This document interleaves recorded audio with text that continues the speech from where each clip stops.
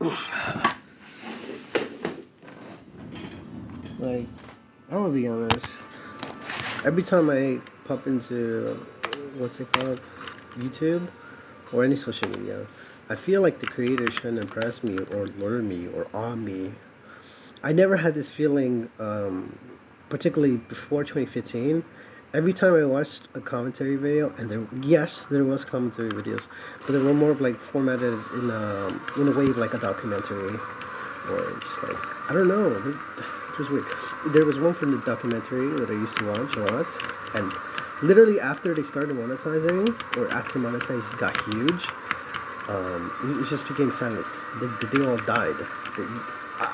I can't believe that pouring money into YouTube killed some channels that were really great. For example, there was this documentary channel talking about like the disappearance of somebody. It comes from the same of the Minky Moo thing. And I think he was talking about that. And I remember being in awe of just like like just how easeful that he was, and just how little he was trying, and to know that he was earning literally no money, and he was just doing it because of the feedback. And I just don't get that feeling anymore. Not that there's not passionate people anymore. Is that I feel like they're trying to impress me, and they try way too hard for them to actually impress me, or it's just like there's something off to it. I can't really explain, but I used to love just going to random channels and watching their videos, just being at awe. With them not even trying, they never once were like hypersensitive. And now I'm not talking about hypersensitive like, oh my god, this is offensive or anything. I mean like hypersensitive like, oh, they get way too excited, they get too awe.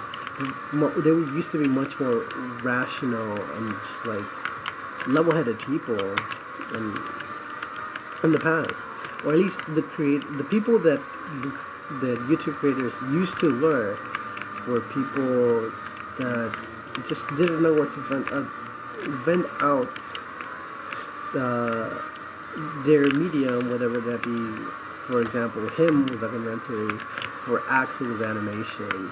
We're talking about Red Axe, the animation for the Spooky Tales things. He made one for that creepy little spider woman. Or what was it?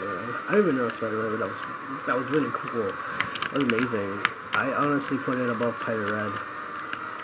I'm not saying that Pirate Red makes worse music or makes worse art, because his music is pretty good. I consider Pirate Red's music above his art, simply because I think it's just way more creative. But I don't understand that much about music as much as I do about illustrations.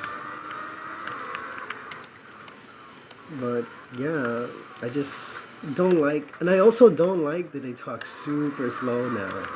I didn't notice that before, but now they do. Like, it's ridiculous how slow they talk. I literally put some videos, like when I watch like football recap videos, I put it at 2 times speed, just how slow they talk. And these guys are content creators too. I do it with other channels too. It's not about me, like, it has nothing to do with me. It has everything to do with the creation of content. Just like, I don't know, the eloquence of people just went downhill. I don't know how it happened. How did we advance? How did we advance so much but done so little in manner of content creation? I'm not saying that content creation before was better, because it definitely wasn't. But I'm just saying the type of content creators that I learned. No, I can't even say that in general. I could just say for a few outliers. And I'm saying that those outliers didn't do it for money or fame. I think I'm more defined by outliers than I am defined by the general continuity of things. Because if you think about it, like, if you think about even sports, for example, it's things are heavily influenced by outliers, whether it be the top scorer like Messi or Ronaldo, the best player like Messi, or in basketball there's LeBron James.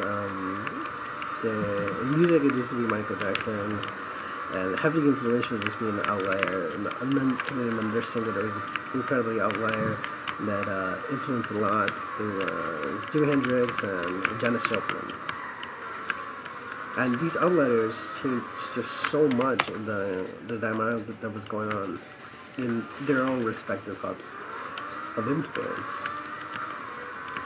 So when I look at it back and I just watch like some of and YouTube videos have gotten significantly more boring. I don't know why they should be going this. And it's not me being more, you know, what's it called? Sensitively numb. It's not me being sensitively numb. That only happens to me in sometimes in games, but that's because I force myself to do something that I don't want to do. And watching YouTube is completely different because I could just click off. And I have clicked off more recently than I have in the past. But I can't, just compound all these different subjects into one. But in recap, I feel like, I don't know, everybody's trying to be super intellectual. And I have to just say, it has to stop. Just speak normally. Speak normal and simple. There's no need to act complicated. There's no need to complicated things. There's no need to complicated things. There's just no need. At the end of the day, if anything, you just sound more agitated or sensitive or overhyped and things like that. Don't do that. Don't do that to yourself. Just talk simple and rationalize and, go by your emotions. If you're tired, talk like you're tired. If you're excited, talk like you're excited. Simple things. Damn, I can't beat this level. Okay, that's it. Recap over.